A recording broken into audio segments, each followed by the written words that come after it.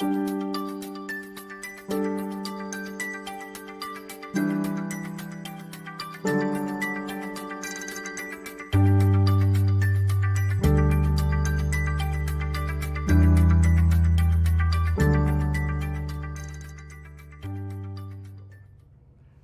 Shalom, it's Rabbi David Barron with my Torah Talk.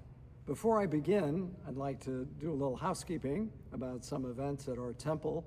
I hope everyone's having an enjoyable and restful summer, and I wanted to make sure you have on your calendar our next Shabbat dinner and service on Friday, August 21st at El Paseo Restaurant.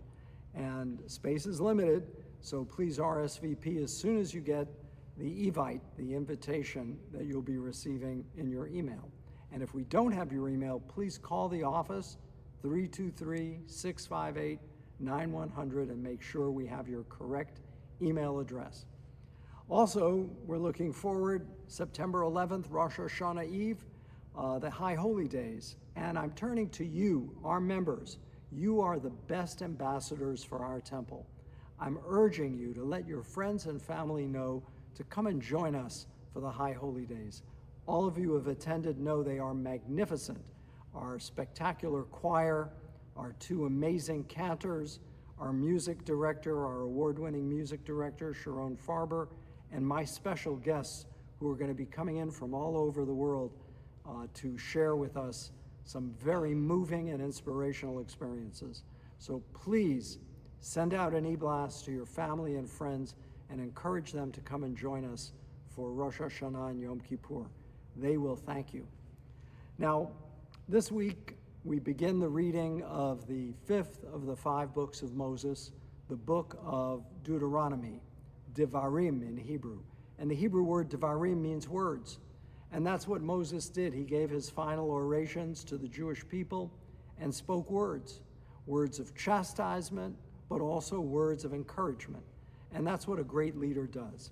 I wrote a book a few years ago called Moses on Management, Leadership Lessons in Business and Life for Simon & Schuster. And in that book, I talked about many of the characteristics of Moses and what made him such a great leader. He was, of course, the great leader and liberator, leading the Jewish people out of slavery in Egypt, but he couldn't get them out of the slave mentality, the mindset that they were still stuck in. They still saw themselves as slaves in Egypt. And so they couldn't combat their enemies in the wilderness, and they couldn't bravely encounter all the experiences that a wilderness journey entails. So Moses had to change direction and eventually also become the great teacher. And in the giving of the 10 Commandments and the inspiration that he offered, he told the people this was their legacy: education, learning, advancement, and humanity, compassion for others. These were the lessons the Jewish people took with them. And as they were about to enter the Promised Land, Moses appointed Joshua as his successor. So he had a plan for succession and for what the next generation would require in conquering the Promised Land, in conquering the land of Canaan, for the enemies of the Jewish people were relentless. And I think there's a lesson for us today, and that is that in our attempt to emphasize what the Jewish people have done for humanity, we often forget to take pride in our own identity.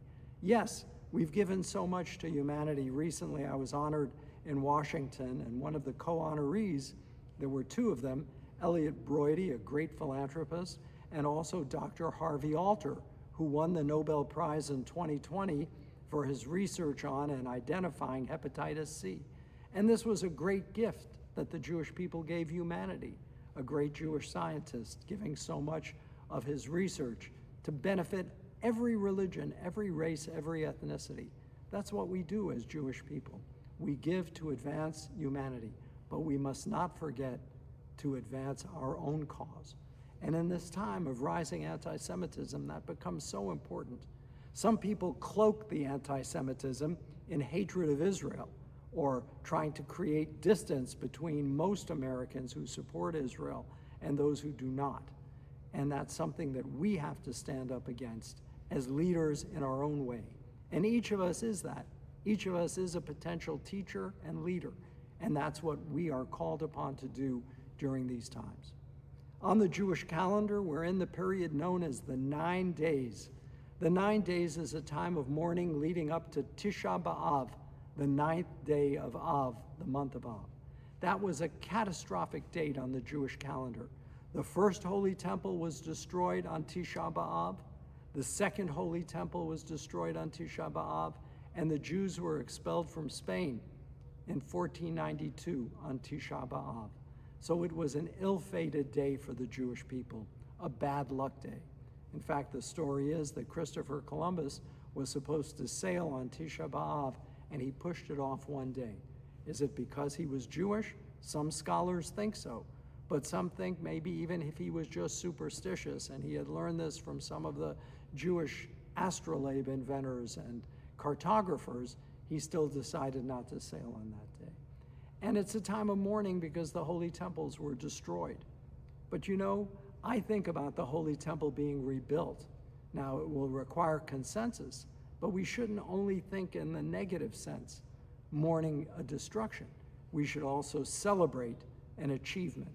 And that's an important part of the mindset of this time of year as well.